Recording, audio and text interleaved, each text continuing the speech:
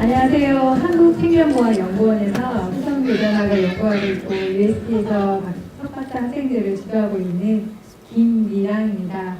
오늘 저는 여러분에게 사회자분이 너무 잘 설명해 주셨는데요. 학습 효과가 굉장히 뛰어나신 것 같습니다. 후성유전학의 세계로 여러분들을 소개하고자 합니다. 여기 한 중학생이 굉장히 깊은 실험에 잠겨져 있는데요. 왜냐하면 외모에 관심이 많은 아이인데 아빠와 엄마를 닮아가는 자신의 미래에 대해서 걱정이 많은 것 같습니다.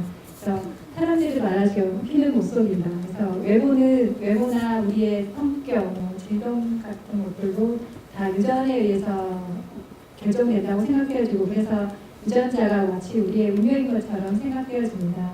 그렇지만 과연 유전자가 우리의 운명을 결정할까요? 유전학, 제네틱스는 인간의 그 DNA, 그러니까 유전자의 GATC 염기 배열을 이용해서 그 염기 배열의 차이로 사람의 성격이나 외모나 질병들을 어떻게 결정하는가를 연구하는 학문입니다. 그래서 이미 지노 프로젝트를 통해서 사람의 30억 베이스 염기 배열이 다 결정이 되었고요. 그 데이터를 바탕으로 해서 나라마다 수천 명, 수만 명, 수십만 명의 각각의 유전체를 다 분석하고 있고요. 그래서 그런 데이터를 통해서 사람을 결정하는 어떤 특징을 유전자로 설명을 하고자 합니다. 하지만 그 유전자로 다 설명이 되지 않는다는 것을 이제 알게 되었습니다. 키, 여러분들 많이 관심이 가질 텐데 키는 유전적 요인이 20 내지 30% 정도밖에 설명이 되지 않습니다. 아직까지는. 그래서 더 많은 연구가 필요하겠지만 키를 결정하는 유전자뿐만 아니라 우리의 생활 습관, 먹는 거, 자는 거, 운동하는 거 이런 것들이 우리의 키를 결정하는 데 중요한 역할을 할 거라고 생각되어집니다. 그리고 생활이 좀 더 풍족해지면서 비만이나 당뇨병과 같은 그런 병들이 나타나게 되는데요. 당뇨병 또한 15% 정도가 유전적인 요인으로 설명되어지고 있고, 나머지는 우리의 식습관이라든가 운동 습관이 굉장히 중요한 역할을 할 것으로 보여지고 있습니다. 그리고 우리가 많이 두려워하는 암이라는 질병 또한 그 폐암, 위암, 간암 등 각 조직마다 조금씩 다르겠지만 5 내지 10% 정도가 유전적 요인이라고 하고요. 우리의 생활 습관, 특히 식생활이라든가 담배를 피는가 이런 것들, 그리고 우리 환경적인 요인들이 암이 발생하는 데 중요한 역할을 한다고 잘 보고되어지고 있습니다. 많은 연구들이 태아 시기에 그 어머니 뱃속에서의 환경이 아이가 나중에 태어나서 자라면서 심혈관 질환, 당뇨병, 여러 가지 질병을 앓는 데 중요한 역할을 한다라고 보고되어지면서 엄마들이 굉장히 책임감을 무겁게 느낄 수밖에 없는 그런 연구들이 많이 보고가 되어지고 있는데요. 최근에는 그 아빠의 태교가 굉장히 중요하다는 그런 후성 유전학적인 그런 근거들이 많이 발표되고 있습니다. 그래서 예를 들면 아빠의 정자가 비만인 사람의 정자는 메틸레이션 패턴이 정상인 사람과 다르고, 특히 그 식욕을 조절하는 유전자들의 메틸레이션 패턴이 그 정상인과 많이 다르다고 합니다. 그렇지만 그런 비만이었던 사람이 다시 정상 체중으로 돌아가게 되면 메틸레이션 패턴도 정상으로 돌아간다고 해요. 그래서 아빠들이 아기를 만약에 계획하고 있다면 그 이전부터 몸을 더 건강하게 만드는 것이 굉장히 중요할 거다라는 그런 생각도 하게 됩니다.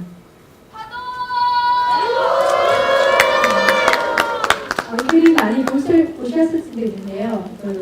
포이라는 물고기입니다. 포이라는 물고기는 어항에서 키우면 작은 그냥 물고기일 뿐이지만 넓은 호수에서 자유롭게 자라게 되면 엄청나게 커질 수 있다고 합니다. 그래서 같은 유전자라도 환경에 따라서 달라질 수 있다는 어떤 희망을 줍니다.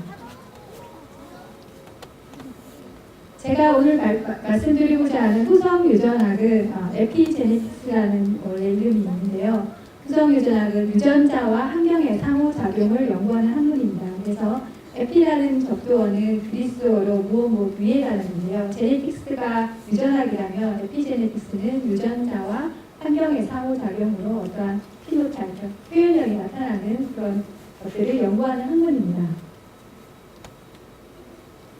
우리는 사람은 개 정도의 유전자를 가지고 있다고 해요. 이 2만 개 유전자가 세포마다 다 똑같게 발현하느냐 하면 그렇지 않습니다. 그래서 어떤 세포마다 조금씩 환경이 다르고 그 세포의 환경에 따라서 세포마다 발현하는 유전자, 그러니까 켜지는 유전자가 달라지는데요.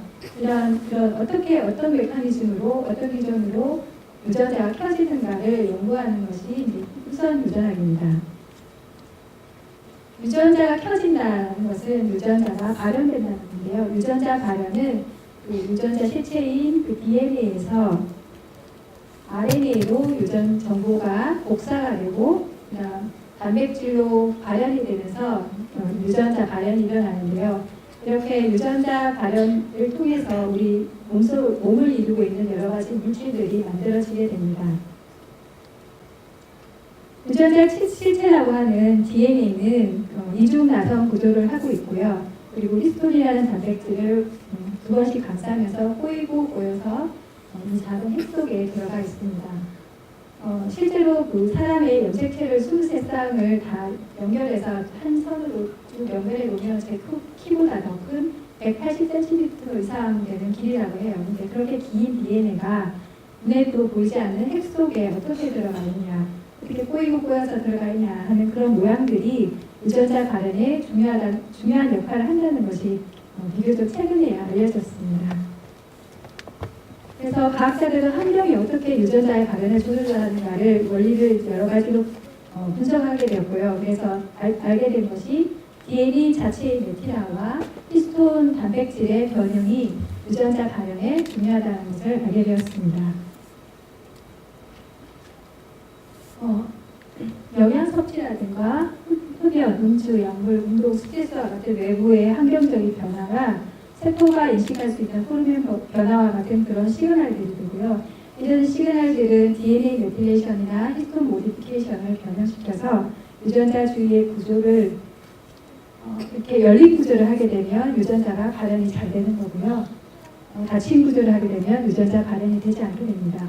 여기서 중요한 것은 후성 유전학은 이렇게 항상 고정되어 있는 것이 아니라 환경에 따라서 열리기도 하고 닫히기도 하는, 그러니까 변형이 가능한 가역적인 반응이라는 것입니다.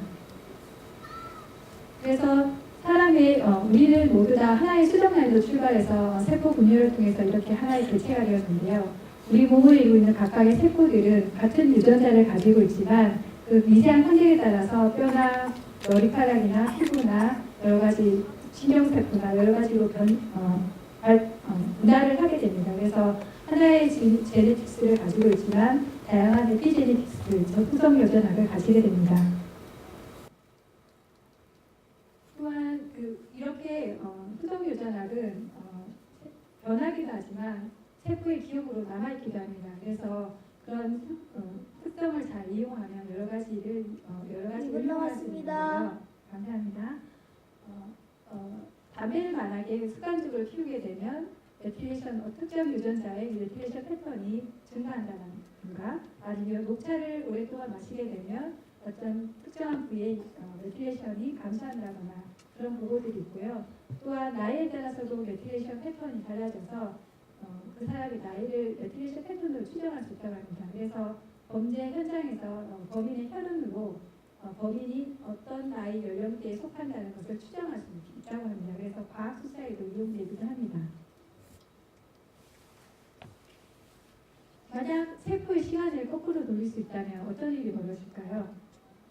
굉장히 흥미로운 일들이 벌어질 텐데요. 후성 유전학의 특징이 바뀔 수 있다는 겁니다. 그래서 만약에 후성 유전학의 특성을 잘 이용한다면 세포의 시간을 돌릴 수 있고, 그렇게 된다면 노화된 세포를 젊게 바꿀 수도 있고 병이된 세포를 정상 세포로 돌릴 수도 있을 것 같습니다. 그래서 과학자들은 그런 특성을 이용을 해서 암을 치료한다거나 질병을 치료하는 그런 기술들을 개발하고 있습니다.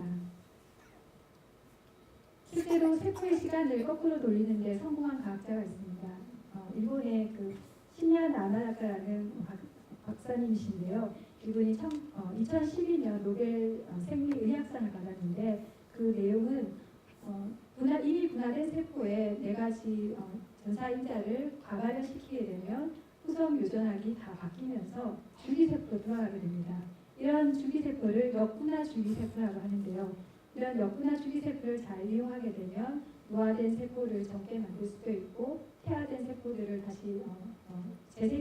통해서 여러 가지 질병을 고칠 수 있을 것으로 예상됩니다. 그래서 많은 연구들에서 활발하게 이용이 되고 있습니다.